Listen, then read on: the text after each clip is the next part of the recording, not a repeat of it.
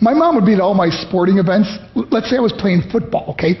My mother would be on the sidelines, and if the play on the field started going one way, my mother would run along like, Mark, get him, get him! I'd be like, oh my gosh. I'd get in the huddle with the other guys. They go, Mark, is that your mother? I go, no, I never saw her before in my life. See, the greatest gift my mother ever gave me, she believed in me. I have overdosed on drugs on 3 occasions where I should have been dead. But I believe I was kept here for a reason. You show me your friends, I will show you your future. How do I know this? I hung out with losers, and I became the biggest loser of them all because I gave up everything I dreamt about as a little boy because of who I chose to surround myself with. My friends would drive me home at 2, 3, 4 in the morning. We'd be drunk and high, laughing in the car. We'd pull up in front of my house in New York. They go, Mark, the light's on. I go, oh man, my mother's up. See, my mom wouldn't go to bed until she knew her son was still alive. I'd walk in, she'd say, hi Mark, how was your night? I go, it was good, Mom, I'm just gonna go to bed. She goes, can I talk to you for a minute? I go, Mom, I'm tired, I'm just gonna go to bed. She goes, Mark, I haven't seen you all day and all night. Can I please talk to you? I said, man, just leave me alone. You bug me. I'd slam my bedroom door on the one person who believed in me. I was on a worldwide tour and we were wrestling overseas in Japan. After my wrestling match, I went upstairs in my hotel room and I fell asleep. There was a knock at my door at 3 o'clock in the morning. I got out of bed and I looked through the safety window and I could see it was a Japanese promoter. So I opened the door and he said, Mark, you need to call home. There's been an emergency. I went and got on the hotel room phone. I called back to the United States and said, hey, what's going on? I said, Mark, I don't know how to tell you this. I said, just tell me what happened.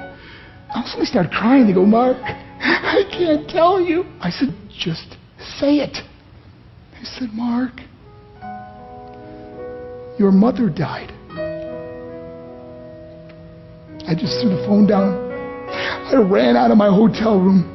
I took the elevator to the lobby, and when the doors opened up, I just ran out into the street. I mean, there was no cars, there was no people. It was 3 o'clock in the morning. And I walked down the middle of a street in Hiroshima, Japan, and I remember looking up and just saying, Mom, I am so sorry. I flew home for her funeral, and I was so nervous to walk up to her casket, so I just stood way in the back. And I kept looking from a distance. I kept thinking to myself, Mom, please wake up. Please get up. And then I finally got the nerve to walk up to her. And as I got closer, I could see my mom for the first time. I mean, she was so beautiful. She was dressed in white. I mean, she looked like an angel. And I just stood over her and I said, Mom, you are my hero. Everything I am, everything I hope to be was because of you. You loved me so much, you gave me a life.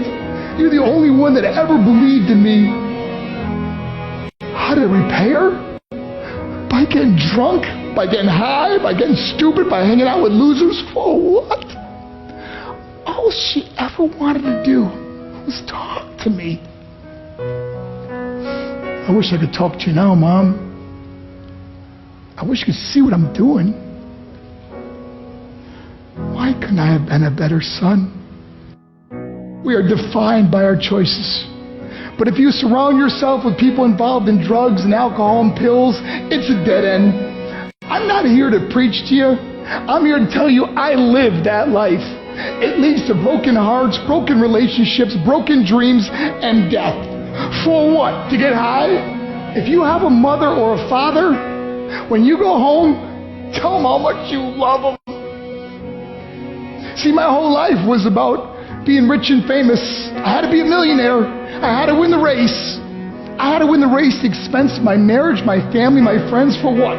To be all alone in the world? I learned what is truly important, and that is how precious this gift of life is, and our families, and how quickly it can be taken away.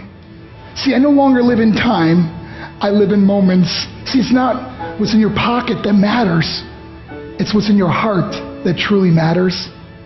Love Love is just a word until somebody comes along and gives it meaning. You're the meaning.